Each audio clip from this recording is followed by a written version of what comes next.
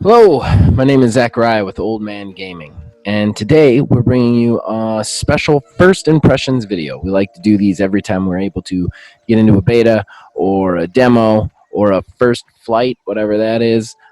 So today we're bringing you a very special one because I've been very excited about this game. Grounded, the Obsidian kind of survival shrunken kid game, hit the Xbox Insider program with First Flight, a timed 30-minute demo of the game. It's also available on Steam during their Games Festival.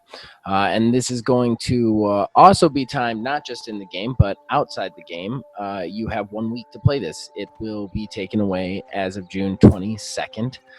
So should you want to get in and try this game for Xbox, you need to download the Xbox Insider app and then go to Xbox Insider content and download it from there. So what am I going to do in this video? Well, I got to play the demo. I'm going to give you an idea if you're not going to get a chime to play the demo or you're not going to get into it or whatever. I'm going to give you a kind of an idea of what I saw, my experience with it. I'm going to give you an overview of what the game is, how it feels, and then I'm going to go into with the points of excitement, as I like to call them. They're kind of like, for lack of a better term, pros of the game, like things that I saw in this game that kind of excited me at this early stage. And then I'm going to talk about things that concerned me, things that maybe made me not feel so good or uneasy. And I just want everybody to remember that this is a demo. All of these that I do are usually betas, so they're obviously not finished quality products. So what is Grounded? Grounded is a survival game with a very different twist on it. And I mean a survival game in the vein of Ark Survival Evolved and Conan Exiles, that kind of thing. The kind of game where you go in, you have to drink water and you have to eat, and everything you pick up and you can craft, and you kind of start with nothing and you kind of build up to something. But it's very harsh and harsh on the player. With that said, what the kind of special thing that this does is you play one of 4 kids that has been shrunk via Honey, I Shrunk the Kid size, so down to like insect side. And your world is a backyard, so like blades of grass. Insects are both the antagonists as well as sources of materials. And then you just kind of have to run around, figure out what happened to you, and survive by, crafting things out of the stuff you find, kill, gather, that sort of thing. Now, for whatever reason, they decided to call this the Grounded's First Flight. I'm not exactly sure why they decided to call it Grounded's First Flight. That's a weird thing. I don't know why they didn't just call it a demo. But this, make no mistake about it, this is a very early build demo. So you get 30 minutes to play around with the game. There's kind of a loose couple of missions you can do. I don't think I got through all of them, but how it played for me is you just woke up, there was some text on the screen that told you that you were in a situation, and then you just kind of had to go to it. The mission itself is to kind of like find evidence of some weird mechanics. Then you have to kind of help make those mechanics work. And then that takes you, like, they shoot kind of lasers that are connecting to other things. And then you have to go to another place where the wires are being attacked by like these weird insects that you have to kill. And I kind of got cut off there because I died a couple of times and I just kind of wanted to explore a little bit. So I didn't get too into the actual mainline quest. I just kind of wanted to see what the game was all about. Before we even get to concerns, I want to talk about a bug that I immediately encountered that bothered me, and I think anybody out playing on Xbox might be experiencing this. I'm not sure, but right off the bat, anytime I accessed the options menu or an in-games menu, the game would freeze. Like, the music would still be playing and the game itself would still be running because you could see the bugs moving around, but I couldn't move or do anything. That was a little frustrating. After like 4 or 5 times of like getting 2 minutes in and quitting out because of this freeze, I don't know what I was doing that made me realize this, but I realized that if I turned my controller off and turned on a different one, I could suddenly move again. It unfroze my character and my menu screen. So what I would have to do is I would literally have to play with one controller until I needed to go into a menu. When I went into the menu and the freeze happened, and it didn't happen every time, which leads me to believe this is a bug. Like there was like 2 or 3 times that it didn't happen. Most of the time it did though. I would go into a menu. I would have to then turn my controller off, turn another controller on, do whatever I need to do in the menu. When I went to leave the menu, it would freeze again, turn off the controller, turn on another controller. It was a very strange, very weird, and I was really bothered at the beginning because I've been very excited about this for that to be such a game-breaking bug. I can't not mention it right off the bat before we even get to the excitement and the concerns. That is something that definitely detracted from my enjoyment of it. And while I feel like a bug that big is going to get noticed pretty fast and it's going to be corrected in the final build and stuff, it bothers me that this was a timed demo that I only had 30 minutes with, and I had to spend a good portion of it turning on and off controllers. So it kind of detracts from my enjoyment of this demo. I know it's an early build and demos are going to have bugs, but it was such a big one, I don't know how they didn't catch it.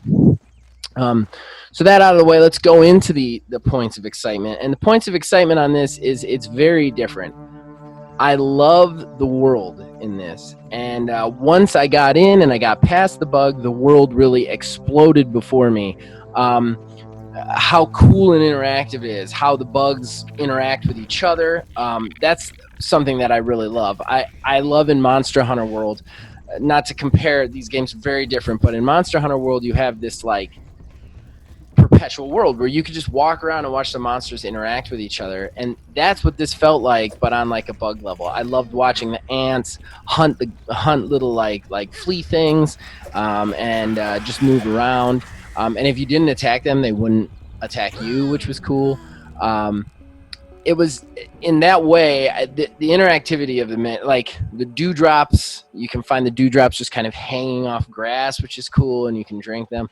You can find the other thing that's really cool is the really big insects, the really big scary spiders insects will actually move the grass. Like if you're high enough to see it, the grass will actually move in the distance towards you. And it gives you these goosebumps up your arm that something big's coming that way. And it was really exciting in that way. They did a really great job with the world. Even more so, I want to just...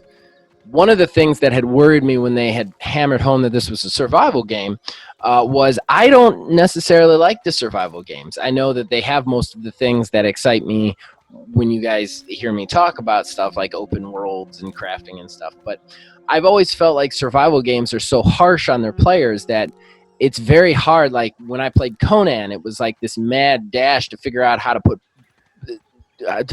craft pants while some guy in California was trying to beat me to death with a rock, and that just wasn't fun. Same thing for Ark Survival. I've played it a handful of times. I pooped myself a bunch of times and got killed by velociraptors.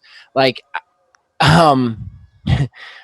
this game is not... It's much more forgiving on the survival front. You have a lot more time before you starve to death or die of thirst. Resources are readily more available because you're in a backyard and everything is everywhere. It's a lot easier to craft, which is much more accessible, which was great. I didn't feel like I had to beat an ant to death with a rock. I could make a spear relatively easily and prepare for a decent fight. That's something that I really enjoyed about this game.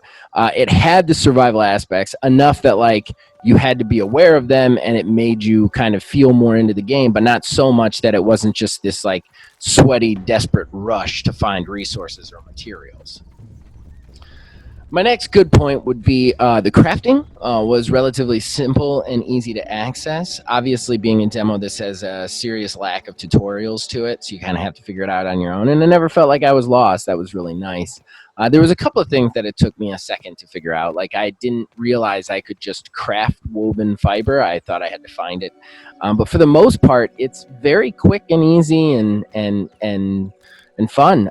Even the building stuff is very easy. You access it in a menu. It brings up kind of like a shadow. You place the shadow where you want to eventually build it, then you build the item for buildings. I mean, so I found the crafting very easily and easy accessible. If I were to make like an overall generalization about this game, I would say this game is kind of like a survival game, like a hardcore survival game for casuals. Is basically what I would say about it. Like it's that Ark or Conan Exile experience without the hardcore craziness of it. It's much more refined and direct, which I enjoyed.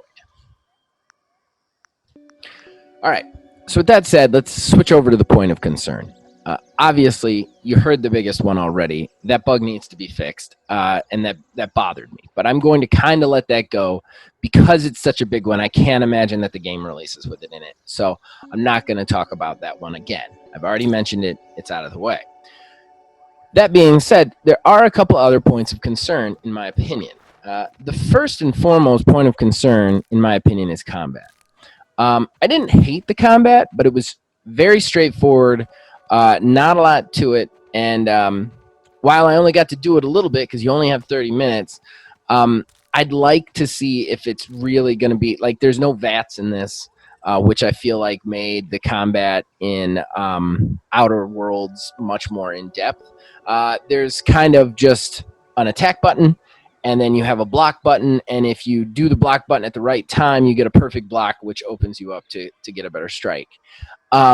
So very simple and straightforward. I feel like the combat needs a little bit more depth to it. Right now, it's just kind of like running up on a monster and trying to beat it to death as fast as you can. And if you have the right equipment, you will.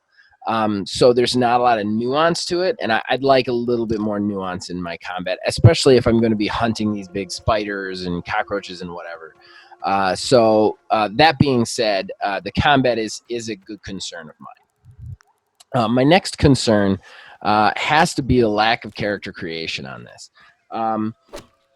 I don't think this is going to be as big of a problem for other people as it is for me, but the way it stands right now in the demo, and I have to assume this is the way it's going to be in the game, is you have 4 teenagers who have been shrunk down, and you just pick one, and that's who you play as. 2 girls, 2 boys. I don't like that. I like to create my own character, especially with a game like this. That's so immersive on the crafting and kind of go where you need to go and do what you want to do. I feel like I would much rather have a character creation system in play to actually like design my own character to go in. And I think that is a little bit of a misstep on them to just have you pick one of these 4 generic teenagers. I feel like it would be much better done if you just create your teenager. So that's kind of a concern of mine. Again, I feel like some people are not going to have a problem with this. That's probably more of a concern for me than overall. I don't think it's going to affect the play of the game. All right, that just about wraps it up. I'm very much hoping that this game is really good, and I'm going to be there to play it day 1 on July 28th next month. While that bug was really rough, nothing in the game itself made me not want to play it. Again, I do wish combat and character creation was a little bit more nuanced, but I'm also looking forward to seeing what the story has to offer, and maybe that's the reason that they aren't as nuanced. The crafting is really good and simple and easy. The survival aspects are put a nice pressure on it without making you feel giving you an ulcer. So it's looking up. Like I said, that bug is going to hurt them, and that bug is going to hurt them in the market. I can't believe more people aren't talking about it. I can't believe I'm the only person experiencing it. But overall, I thought the game was great. I'm very excited for it in July 28th. So I hope I helped you guys out there, gave you a little idea of what Grounded is going to be in July 28th. And of course, you can check us out on Facebook at OldManGamingDH, on Twitter at OldManGaming9. You can join our Discord. The link will be in the description below. You can influence all of our shows from there. And we just love to hear from you and talk to you. So as long as you guys keep watching and listening to these, we'll keep making them. We'll see you guys next time, Old Man fam.